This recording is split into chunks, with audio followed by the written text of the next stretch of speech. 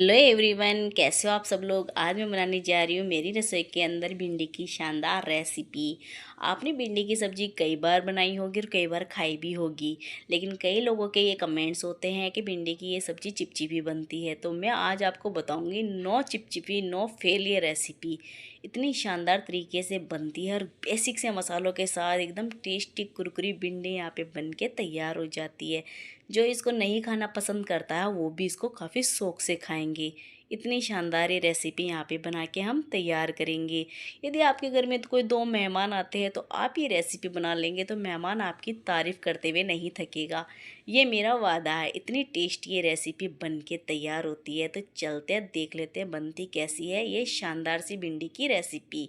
तो यहाँ पे मैंने एक कढ़ाई चढ़ा दी है और उसके अंदर मैंने डाल दिया 2 चम्मच ऑयल। ये बड़ी साइज़ के चम्मच लिए मैंने। अब मैं इसके अंदर डाल लूँगी जीरा आधा छोटा चम्मच, इसको तड़कने दूँगी। जीरा अच्छे से तड़क चुका है तो मैंने यहाँ पे 8 से 10 लहसुन की कलियाँ ली हैं, जिनको मैंने इस तरह से चॉप कर लिया है, वो इसके अंदर डाल देंगे और इसको इस हद तक फ्राई कर लेंगे। अब यहाँ पे मैं इसके अंदर डाल रही हूँ चॉप करा हुआ प्याज। यहाँ पे 3 प्याज लिए हैं मैंने बड़ी साइज़ के, उनको अच्छे से चॉप कर लिया है और वो इसके अंदर ऐड कर देंगे और इनको भी हम अच्छे से फ्राई कर लेंगे 4 से 5 मिनट के लिए। इनको जितना अच्छे फ्राई करेंगे उतनी ही टेस्टी हमारी रेसिपी बनके तैयार होगी। तो ये देख लीजिए प्याज हमारे अच्छे से फ्राई हो चुके हैं, इस हद तक हमें इनको भी फ्राई कर लेना है। अब मैं इसके अंदर डाल दूँगी हरी मिर्चें। जो हरी मिर्चें मैंने इस तरह से कट करके, यहाँ पे 3 हरी मिर्च को बीच में से कट करके मैंने इसके अंदर डाल दिया है। तो अब यहाँ पे मैं ले रही हूँ भिंडी। यहाँ पे 1 किलो मैंने भिंडी ली है, जिसको मैंने इस तरह से अच्छे से धो के अच्छे से पोंछ के और उसके बाद में इस तरह से कट कर लिया है। थोड़े गोल साइज में कट करा है, लेकिन थोड़ी बड़ी बड़ी साइज में कट करके मैंने इनको ले लिया है। तो अब क्या करेंगे, हाई फ्लेम पे इसको अच्छे से हम फ्राई करेंगे। ये प्रोसेस बहुत ज़्यादा ज़रूरी है। आपको 4 से 5 मिनट तो लग जाएंगे इसको फ्राई करने में, लेकिन ये चिपचिपी बिल्कुल नहीं बनेगी। मेन प्रोसेस इसका यही है। इसको ऑयल में जितना हो सके उतना फ्राई करेंगे, वो भी हाई फ्लेम पे। तो आप देख पा रहे होंगे भिंडी की क्वांटिटी भी कम हो चुकी है। जैसे जैसे हम भिंडी बनाते जाएंगे इसकी क्वांटिटी कम होती चली जाएगी। तो बिल्कुल टेंशन ना लीजिए कि 1 किलो भिंडी कहाँ जाएगी, पता भी नहीं चलेगा। और 2 मेहमान आए हुए हैं मेरे घर में, इसलिए मैंने यहाँ भिंडी की रेसिपी बनाई और क्यों ना आपके साथ भी शेयर की जाए, इसलिए मैंने आपके साथ शेयर करी है। तो अब मैं इसके अंदर डाल दूँगी नमक। देख लीजिए जब तक ये अच्छे से फ्राई नहीं हो जाती, जब तक इसमें कोई मसाला नहीं जाएगा, नमक भी नहीं जाएगा। यदि नमक आप पहले इसके अंदर डाल दोगे तो ये चिपचिपी हो जाएगी। तो अब मैं इसके अंदर डाल दिया नमक आधा चम्मच और इसके अंदर डाल दिया आधा चम्मच हल्दी पाउडर। दोनों को डाल के अच्छे से मिक्स कर लेना। इनको भी हम हाई फ्लेम पे ही फ्राई करेंगे जब तक ये अच्छे से फ्राई होते हैं। तो अब हम इसको 3 से 4 मिनट के लिए अच्छे से फ्राई कर लिया है मैंने और आप देख रहे हो बिल्कुल भी चिपचिपाहट नहीं है। जो चिपचिपाहट था वो ऑयल में ही ख़त्म हो चुका था। तो चलिए इस तरह से अच्छे से मिक्स करने के बाद में अब मैं इसके अंदर डाल दूँगी मिर्ची पाउडर। यहाँ पे 1 चम्मच में मिर्ची पाउडर डालूँगी और इसको फिर से हम अच्छे से मिक्स कर लेंगे।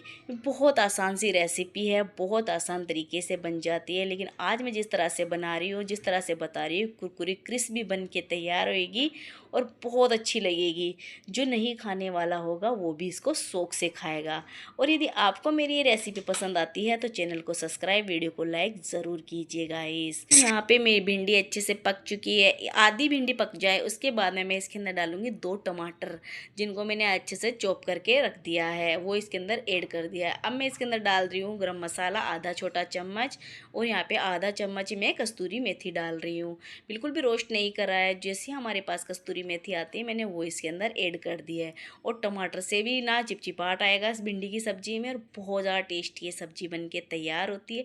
ये छोटे छोटे ट्रिक्स ही तो होते हैं जो सब्जियों को काफ़ी ज़्यादा अच्छी बना देते हैं। कई लोगों के हाथ की सब्ज़ी बहुत ज़्यादा टेस्टी लगती है। इसी तरह से आप ये बनाएंगे तो आपके बारे में भी सब यही बोलेंगे कि भिंडी की रेसिपी मैंने वहाँ पे बहुत ज़्यादा टेस्टी बनी हुई देखी है और खाई भी है।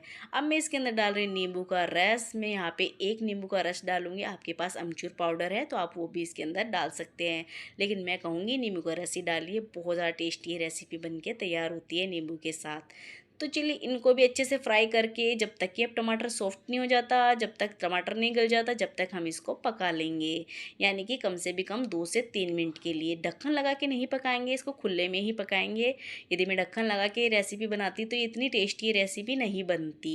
तो चलिए ये 2 से 3 मिनट हो चुके हैं और यहाँ पे देख पा रहे होंगे रेसिपी यहाँ पे ऑलमोस्ट बन के तैयार हो गई है। इसी तरह से आपको बनानी है। यदि आपको अपनी तारीफ़ करवानी है तो थोड़ी थोड़ी सब्जियों को बेसिक तरीके से, जो बेसिक सी सब्जियां होती हैं उनको थोड़ा सा स्टाइलिश बनाना बनता है। इस तरह से आप ये रेसिपी बना के अपने मेहमानों को खिलाएंगे तो वो काफ़ी ज़्यादा खुश हो जाएंगे। ये देख पा रहे हैं कितनी शानदार यहाँ पे रेसिपी बन के तैयार हुई है।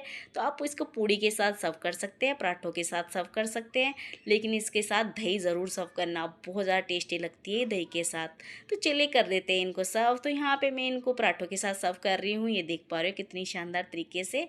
और आप इसको एंजॉय कीजिए, खाइए पिए मौज करिए और मुझे फीडबैक ज़रूर दीजिए कैसी लगी और आपकी तरफ किस तरह से बनाई जाती है भिंडी की सब्ज़ी, आप मुझे ये भी बताइए। Thank for watching.